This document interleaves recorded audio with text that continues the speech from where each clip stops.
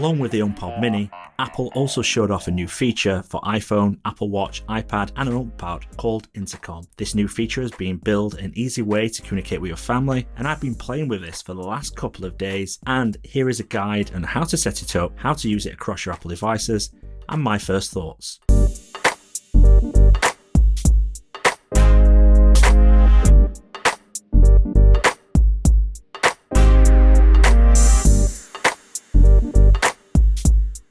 Welcome back, my name's John and this is HomeKit Authority. This is channel dedicated to everything HomeKit. We do news, reviews and tutorials about HomeKit devices and HomeKit in general. So if you're not a subscriber and you want to keep up to date with HomeKit, then don't forget to hit the subscribe button and also the bell button. Also, you can follow us on our social media channels at Follow HomeKit. There's links in the description below. In order to use the Apple Intercom feature, your Apple devices need to be running the appropriate firmware. Intercom requires you to be running iOS 14 on your iPhone or iPad, watchOS 7.2 on Apple Watch, and HomePod 14.2. All of these updates are currently in beta at the moment, but Apple should be launching them very soon. Unfortunately, at present it does not appear that the feature works on the Mac, although to be fair to Apple, they didn't say Mac would support it, but I think this will change later down the line. I also want to point out this is beta, and I will not be commenting on any of the bugs, as that would be unfair to Apple.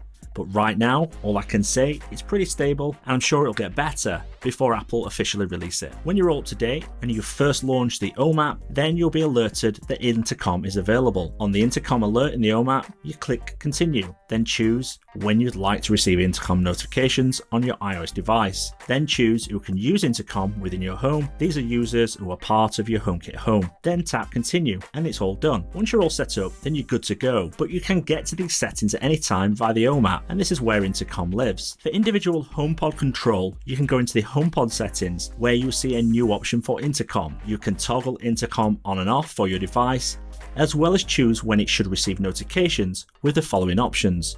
You've got the options for never, when I'm at home, or anywhere. For global Intercom settings that affects everyone in the home, then you need to head to the Home app icon in the top corner and choose Home Settings.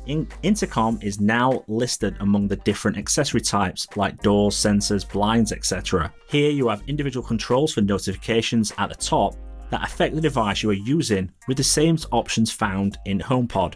So again, you have never, when I'm home, and anywhere. It's worth pointing out that these individual settings are unique to this device, and you'll need to set up preferences for each device that's in your home. So this will be useful if you only wanted notifications on your iPhone, but not on your iPad. You then have options to toggle on and off, access to Intercom for people who are part of your HomeKit home. You can also, again, toggle individual HomePods on and off so they don't receive notifications. So once Intercom is set up and turned on, you should see a new waveform icon at the top right corner of the Home app. Plus button that used to add scenes or accessories has been moved across the opposite side of the app next to the Home icon. If you tap on the Intercom icon, a box appears with a waveform graphic which responds to your voice to let you know it's capturing sound. Once you finish recording your message, tap the Done button to complete. The Home app should confirm your message was successfully sent to your home, and it will start playing to all devices that have been activated. While using the Home app is nice, I personally think that using Siri to send an Intercom message is far easier,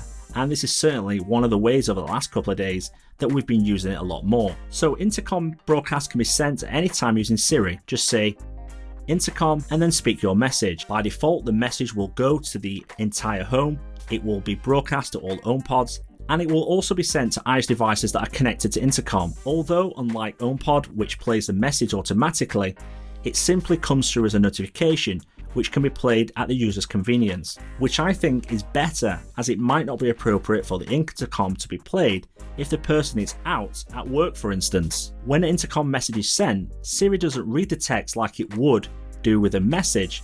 The HomePod plays a small chime, and then your voice is played through the speaker. I hope everyone has a lovely day. Have a great day, guys. You can also specify if you have multiple HomePods.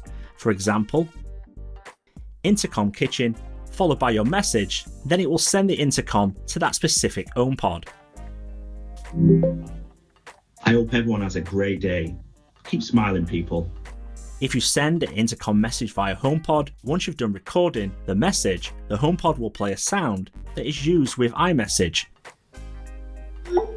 to show you that it's been sent. Intercom also works across multiple devices, so you're able to use your iPhone, iPad, Apple Watch and HomePod, or even the HomePod Mini when it finally arrives, along with CarPlay to send messages. And this will be useful if you are out in the car and you want to send a message home to get someone to do something while you're approaching home, for instance. So Intercom is a great new feature that Apple has introduced to Apple devices and is super easy to set up. Coupled with the new HomePod Mini and its lower price point, this should mean that people will be deploying multiple smart speakers across their home, which will make Intercom a great feature to be used.